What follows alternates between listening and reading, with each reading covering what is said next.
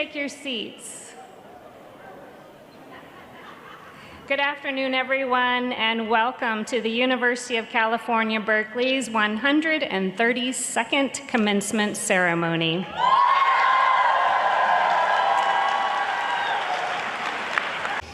I'm Michelle Young, and I am the Dean of the School of Education here at Berkeley, and it really is a privilege to celebrate this moment with all of you.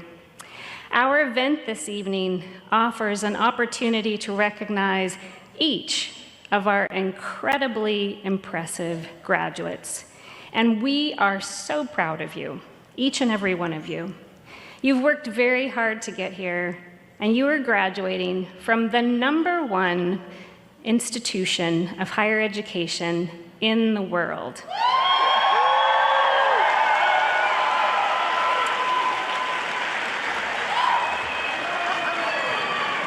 We are extraordinarily proud of you. You are the future.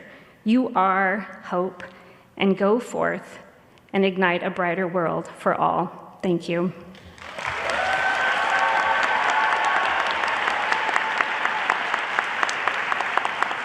We are incredibly fortunate to have an exciting and inspiring lineup of speakers this afternoon.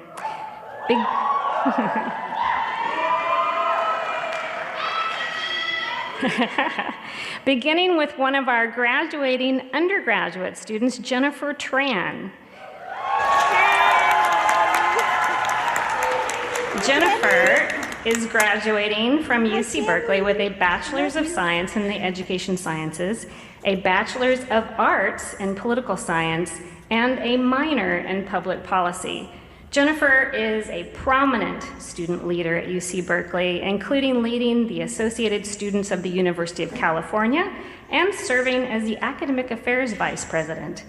Jennifer has also served as a thoughtful leader and voice within BSC's own undergraduate programs, bringing intellectual curiosity, humor, honesty, and deep care for her work. Please join me in welcoming Jennifer.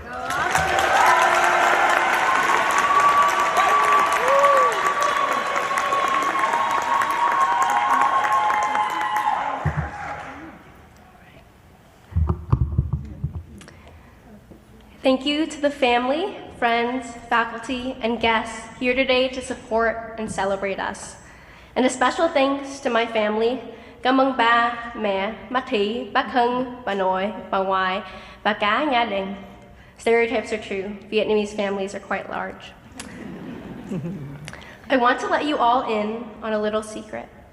Despite 4 years here at the Berkeley School of Education, this graduating class did not eliminate educational inequity, nor did we solve chronic absenteeism, reverse the literacy crisis, fix the teacher shortage, save the Department of Education, or reduce the ridiculous amount of acronyms in this sector. Hell, we barely learned how to survive a middle school morning without accidentally saying 6-7. In fact, instead of fixing education, we got really good at explaining why it is broken. Throughout our 4 years here, we studied global systems, read Pedagogy of the Oppressed for the millionth time, and deconstructed theory after theory. We learned how to identify organizational patterns, analyze qualitative and quantitative data, and critique the very institutions that house us. We learned how to take this chaotic system that is education and make sense of it. And yet, while we studied, the world kept turning.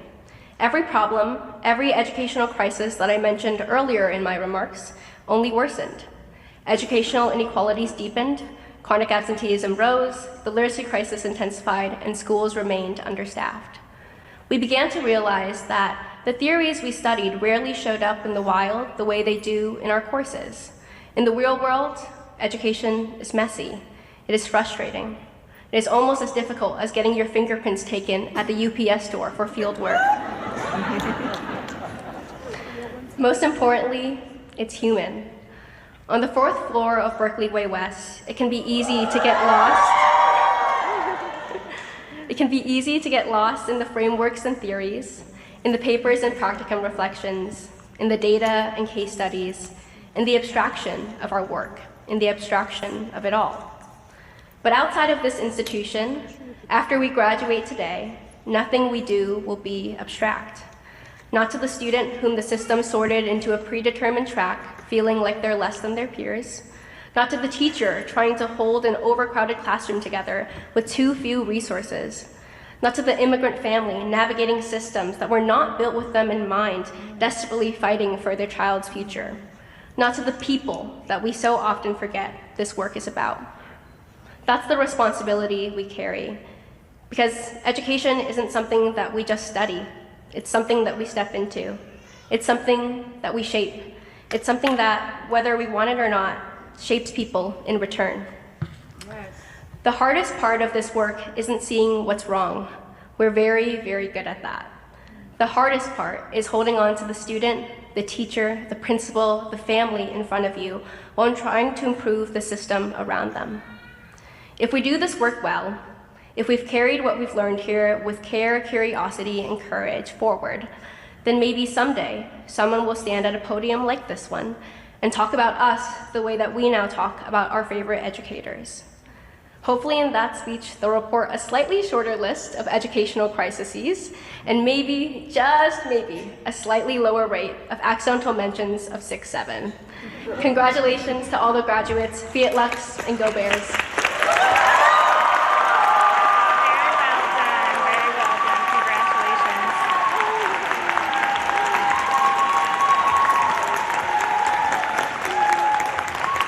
Thank you so much, Jennifer, for those powerful remarks. I was particularly struck by her reminder that education is never abstract.